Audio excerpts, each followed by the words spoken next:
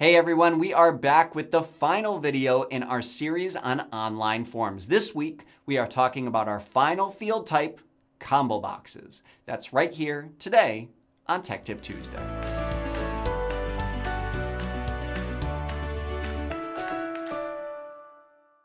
Before we start, make sure you have seen the first two videos in this series on online forms.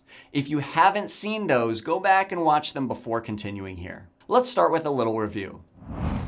In part one of our series, we learned how to navigate between questions in an online form with the tab key, and specifically how to navigate two field types, edit fields and checkboxes. And in part two, we learned how to navigate questions that are radio buttons. Today, we will be adding one more field type to our tool belt. This field type is called a combo box. To sighted people, combo boxes are often called drop-down menus. So if you ever hear someone saying that a question is a drop-down, you can think to yourself, okay, this is a combo box. A combo box is similar to checkboxes and radio buttons in that you will be asked a question and have a number of options to choose from. And like radio buttons, in a combo box question, you can only choose one answer.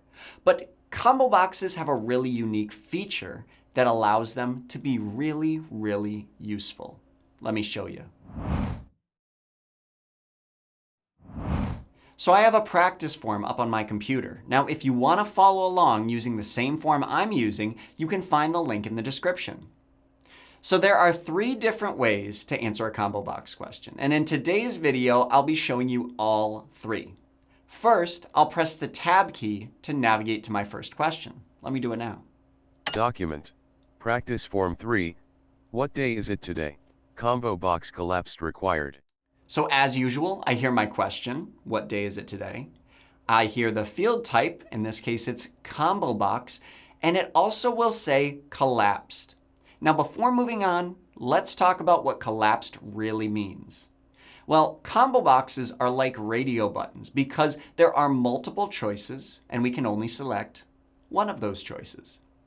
But combo boxes are different from radio buttons because the options in a combo box are actually hidden behind a menu. Now, sighted people usually will click on the question to open up that menu, then click on the option they want. And we can do that too. This is actually the first way to answer a combo box question. I'll first press enter on the question to expand the menu. Expanded. List. List item 1 of 8. And now that my combo box is expanded, I can use my up and down arrow keys to choose the option I'd like to select. In this case, it's Thursday, so I'll move down to Thursday. Monday 2 of 8. Tuesday 3. Wednesday 4 of 8. Thursday 5 of 8.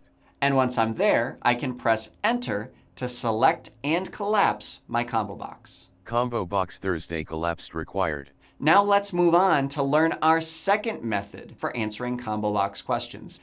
How do I get to the next question again? That's right, with the tab key. What month is it? Combo box collapsed required. All right, so this question asks, what month is it? Now, I certainly can expand and then collapse my combo box, just like in the last question, but there's actually an easier way to do this. In most combo boxes, you can actually select the option you want without even expanding the menu.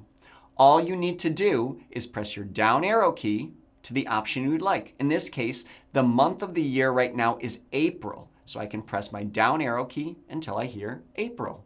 January. February. March. April.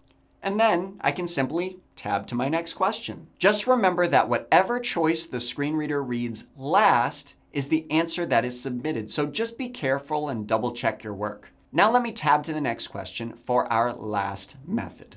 What country are you from? Combo box collapsed required.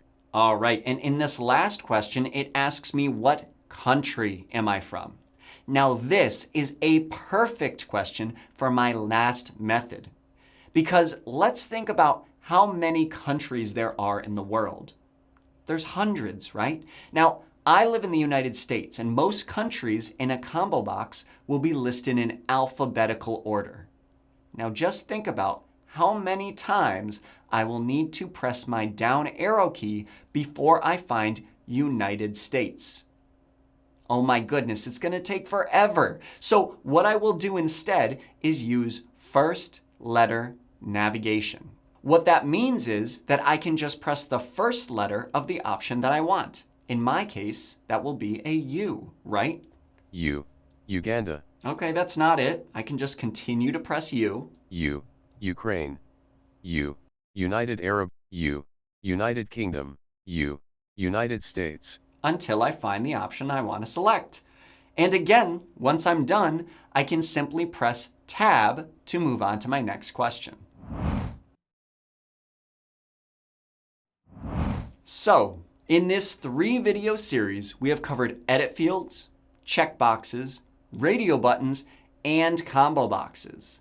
And with those 4 different field types, you should feel pretty comfortable filling out most online forms with a screen reader. For more free content just like this, make sure you hit the subscribe and notifications button below. And if you're an instructor looking to teach this skill to your learner, check out the Tech Tip Tuesday Teacher's Companion that goes along with this video. Now, we're going to be taking the next few months to plan, write, and produce even more free content for you. So, we hope you have a great summer, and we'll see you right here next time on Tech Tip Tuesday.